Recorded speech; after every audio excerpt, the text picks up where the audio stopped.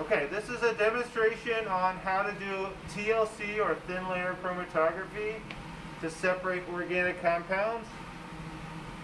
This aluminum has a thin layer of silica gel on it, and silica gel is a very polar material.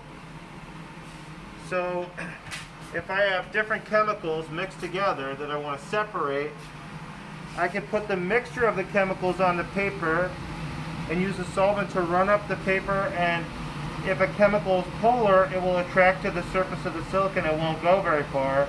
If it's non-polar, it won't attract so much to the silica surface and it will travel further on the plate.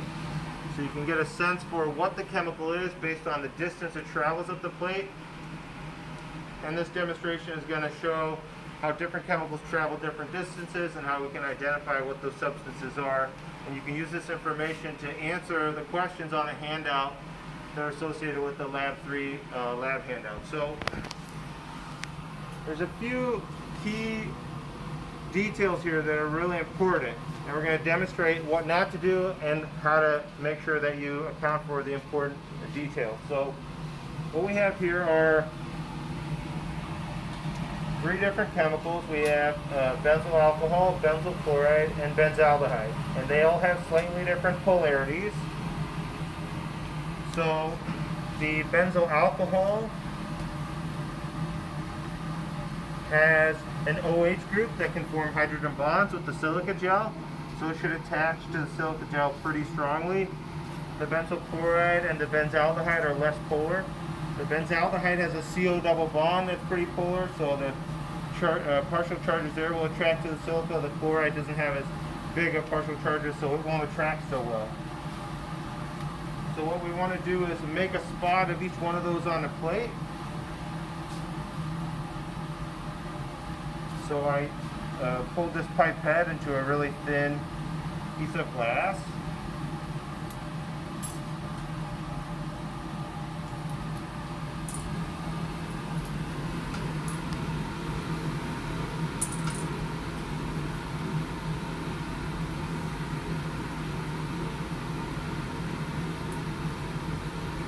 I'm going to use this very thin piece of glass to make a spot of the liquid on the plate, and I've labeled which lanes I want to put the material in, the aldehyde, the chloride, or the alcohol. So when you're doing this, you want to make the smallest spot possible. If you make a big, huge spot, the material will travel up as a big puddle and it will streak, and that's not what you want. You want it to go a specific distance. So I don't want to put extra liquid on the capillary. I just want to make a small spot there, even smaller if possible. And then I'll spot the chloride next to that. And then I'll spot the alcohol.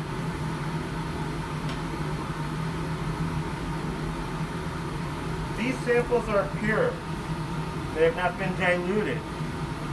So what I've done with these spots is I've put a lot of these individual molecules on this position, and if there's too many, the solvent won't be able to carry them all up together, and that's a problem. So I use the tweezers, and I put the plate into my solvent. I don't want it to fall down, and the solvent starts to travel up the plate. So as the liquid that's cooled here at the bottom of this container starts to travel up, it reaches where the spots are. If there's too much material where I made those spots, it won't all be able to dissolve in that liquid and be carried up at once. The individual molecules that I spotted on the plate are both attracted to the surface of the silica gel and the solvent. So there's a competition there. The more polar the molecules, the more strongly they attract to the silica. They won't travel as far up the plate. And you can also kind of see it as it's happening. We're going to get some streaks up the plate because there's too much material. If I make a spot that's too concentrated, all the molecules can't get carried up together. And what I want is for all the molecules to travel up the same distance so I can relate that distance traveled to what the identity of the molecule is. So we're going to pause the video here and we'll come back after the solvent travels up further, and we'll take a look at how far those spots traveled on the plate. Okay, so while we wait for the solvent to travel up the plate, I've also prepared 3 other samples here, these 3 that are unlabeled. What I did here was I took some of the pure chemical and I diluted it with the same solvent mixture that we're developing the plate in. So by diluting these substances, when I spot, I'll still be able to put a concentrated amount of the material on the plate, but it'll be less of it, so there's more of a chance that the solvent will carry all up together and it'll all go the same distance, and I can use that distance to identify the substance. So I'm going to make spots now. The benzyl alcohol that's been diluted.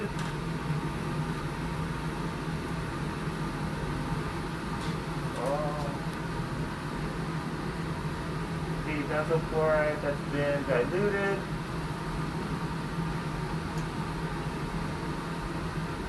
And the benzaldehyde. Diluted. I didn't pay really close attention to how much they were diluted.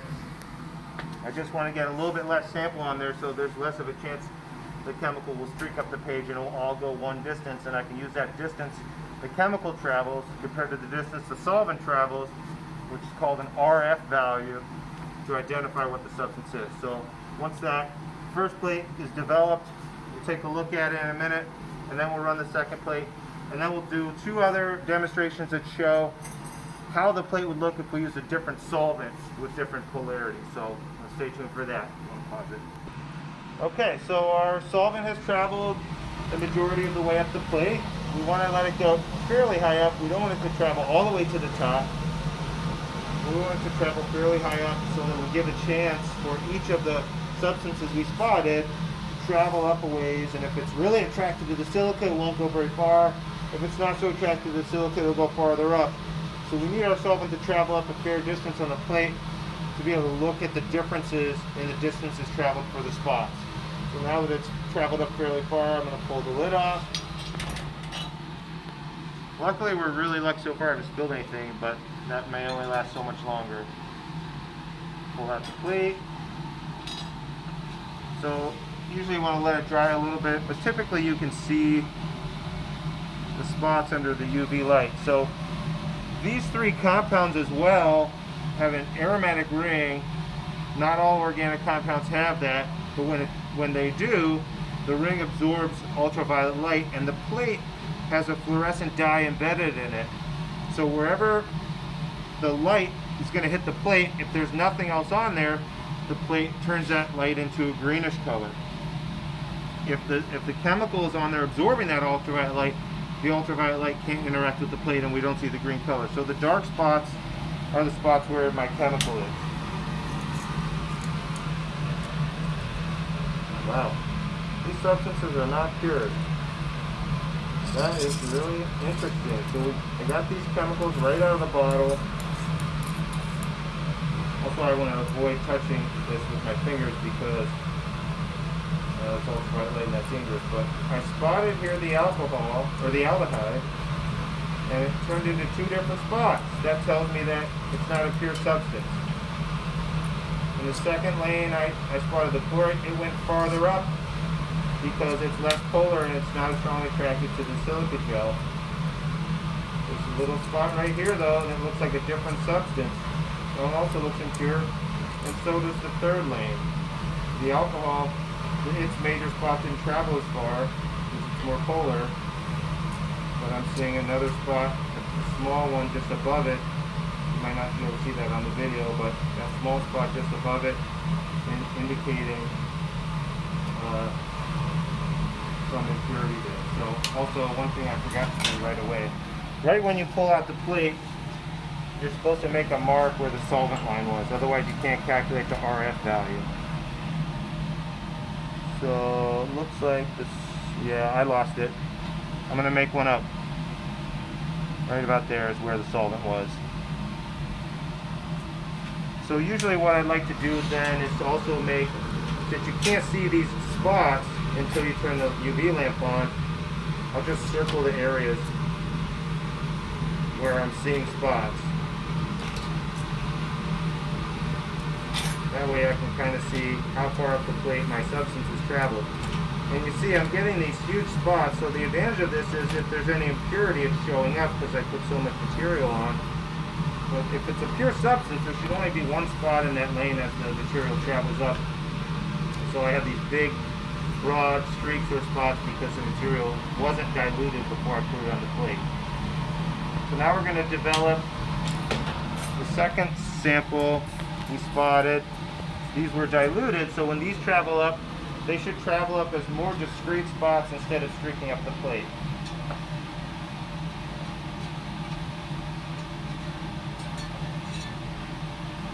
So we can pause that. Alright, so we diluted our samples, we made the spots, we developed the plate. I'm going to pull it out. Take a look at how far those spots traveled and what they look like. This time, I'm not going to make the same mistake.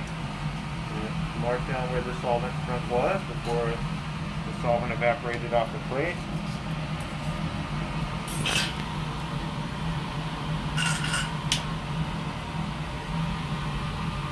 Wow, that aldehyde is really not pure at all.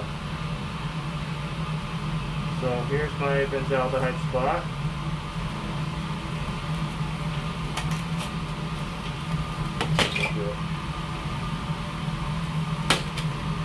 There's also an impurity here. Pretty big spot. You can see compared to the other plate, the spots aren't nearly as broad and thick, so it's much easier to tell the distance the spot traveled, which is what you need to do to calculate the RF value. Here my chloride spot is right up with the solvent. So what that means is this solvent is polar enough to pull that all the way up with it, and that compound's not very polar, so it doesn't really attract to the plate. It went all the way up with the solvent. The alcohol is more polar, didn't travel nearly as far. So notice that the two plates look basically the same. I've got a spot here, travels the same distance as that one. The spot here travels the same distance as that one. The spot here basically travels the same distance as the other one. So these two plates were running the same solvent, and since it's the same solvent and silica gel is used in both plates, we expect the substances to travel the same distance compared to the distance the solvent travels, which is the RF value. So now we're going to do two more plates just to demonstrate what would happen if we don't use the same solvent. If we use a less polar solvent or a more polar solvent. So I'm just going to label these less polar and more polar. So technically we're using the same two solvents, just a different ratio. Petroleum ether is a mixture of hydrocarbons. It's a non-polar liquid. Ethylacetoate has some polarity. So far we were using a 90% non-polar, 10% polar mixture. We want to see what happens if we use completely the non-polar solvent here. So I'm going to have to drain this out and add the non-polar solvent and then run another plate. So we'll see how that one turns out. Okay, so to save time, we got both these running at the same time and they both made it to the top. So I'm going to pull both these out, take a look at how far the spots traveled.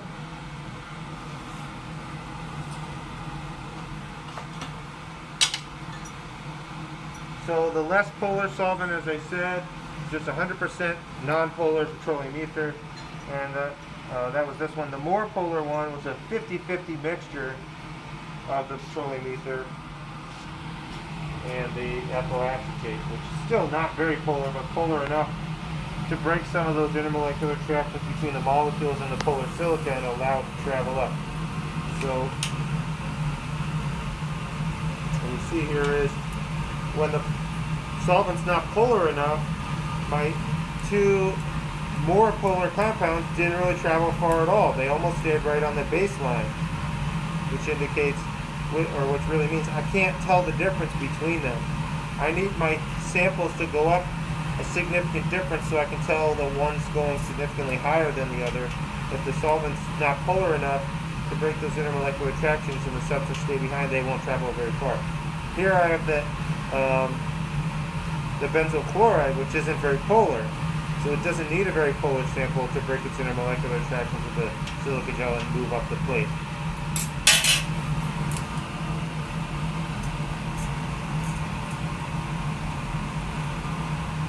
There's still this impurity here in the chloride.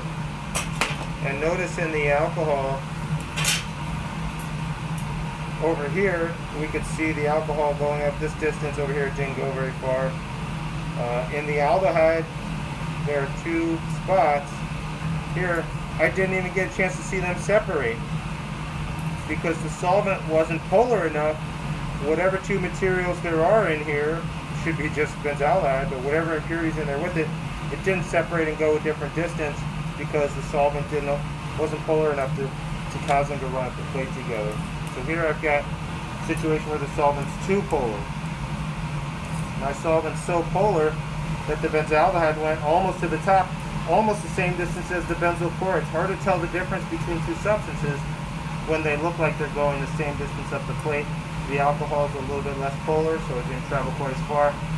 So this isn't terrible. I mean, I can still tell the difference between these two. It's hard to tell the difference between those two. The point is, you want a solvent system, and sometimes it takes a lot of trial and error to find the right solvent system where the materials that you have that have different identities will travel different distances up the plate. And you can identify them based on how far they travel. And you can also, if you have like an unknown and you spot an unknown on the plate, I could have spotted an unknown next to any one of these knowns, and if it traveled the same distance and had the same RF value, that would help me identify the unknown as one of these compounds. So hopefully that helps you answer the questions on the lab handout, and if you have any other questions about those, feel free to message me anytime. Alright, thanks everybody, bye.